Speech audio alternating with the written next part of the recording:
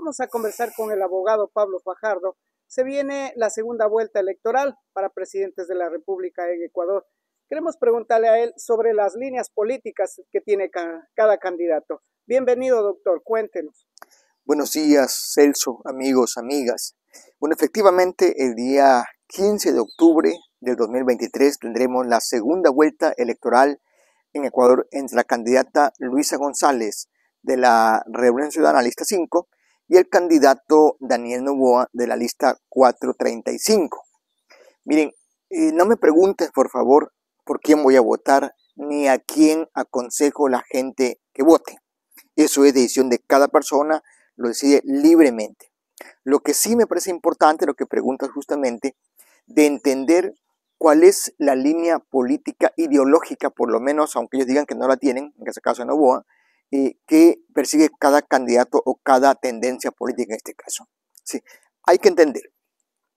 Los últimos 6 años principalmente hemos tenido, bueno, digamos, una marcada tendencia política hacia el neoliberalismo. Antes de eso teníamos una tendencia política un poquito más, digamos, hacia el socialismo como tal. Pero es bueno que la gente lo identifique y se pueda tener la idea clara de qué es la una cosa y qué es la otra. De tal forma que no nos dejemos a veces como convencer por una propaganda bastante, diría yo, malintencionada, que lo que hace es confundir a la población. O sea, ¿cuál es el fondo del neoliberalismo? El fondo del neoliberalismo como tal, sí, es procurar que el Estado sea un ente súper pequeño, súper reducido. Es decir, para que sea un Estado pequeño, que tenga poquísimas personas laborando allí, que tenga, entre comillas, menos gasto. Entonces, lo que hace ese sistema o ese modelo económico y de gobierno es expulsar o dejar fuera todo lo que genera supuestamente gastos. Entonces, bajo esa lógica o ese concepto neoliberal, el Estado o el gobierno tiene que dejar que sea la empresa privada la que lleve todo el sistema de educación, de salud, de seguridad, de grupos vulnerables, de infraestructura, por ejemplo, toda la parte de violencia de género, todas esas cosas que para el Estado no son económicamente rentables, que supuestamente son gastos económicos, que lo haga entonces la empresa privada. Bajo ese concepto, entonces el Estado lo que hace es privatizar, en otras palabras. Se privatiza la educación, se privatiza la salud, se privatizan todas las cosas que, insisto, no generan recursos económicos en sí como tal. Y bajo esa misma lógica como tal, la persona deja de ser persona. Usted se convierte en un objeto del sistema.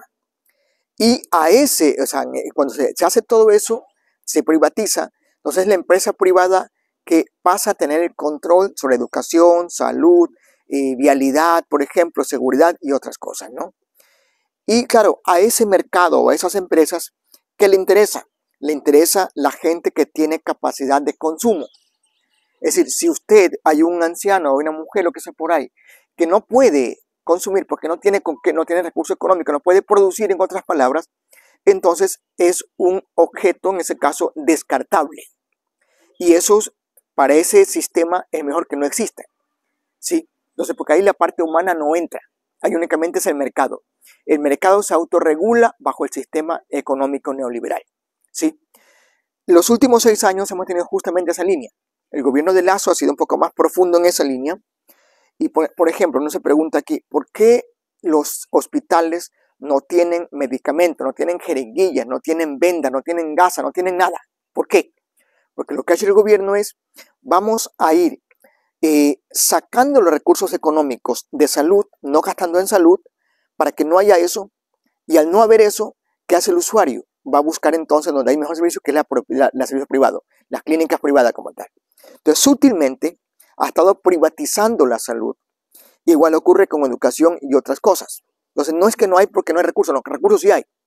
Nuestra reserva económica hoy pasa de 12.000 millones de dólares. ¿Sí? Sencillamente lo que es no inyectar dinero a estas partes sociales para que la gente migre sola a la parte privada. El señor Noboa es justamente en esta tendencia. Y lo que ha dicho el señor Daniel Noboa y su vicepresidenta más claramente es que somos neoliberales, dice ella, y vamos a hacer estas reformas a la política en el marco constitucional incluso para que esto sea una cuestión neoliberal y que sea la propiedad privada la que regule todo. Dicen ellos, la educación bajo ese concepto no es un derecho, ¿sí? Porque si fuese un derecho de la población, sería una obligación del Estado, ¿sí?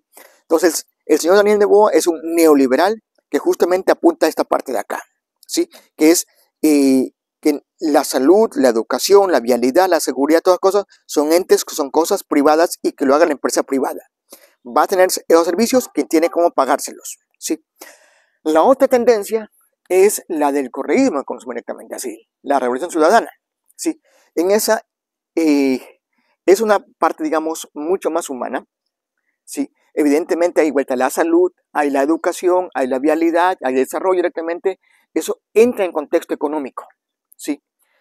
Claro, ahí no es tanto acumular dinero, y vale más, es el Estado el que interviene para que la gente tenga eso como un derecho directamente ahí. Tienes tu derecho a la educación, derecho a la salud, y el Estado te lo provee, ¿sí?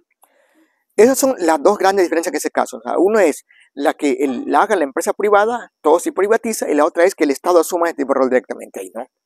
Ahora, claro, en el contexto de la macroeconomía, este contexto neoliberal dice, no, es que aquí mejoremos las macroeconomías, las cuentas económicas, y incrementemos lo que llaman ellos la Reserva Monetaria Internacional, ¿sí? Que haya más plata en el Estado, pero que está fuera directamente ahí, que lo que hacen es usarla para pagar deuda externa. Pues en el otro modelo, esos recursos se necesitan para atender la población, ¿sí? Y que la población tenga estos beneficios, porque tenemos la plata, invirtámonos en la población, como tal en educación, salud y otras cosas directamente por ahí. Entonces son los dos modelos que tenemos ahora.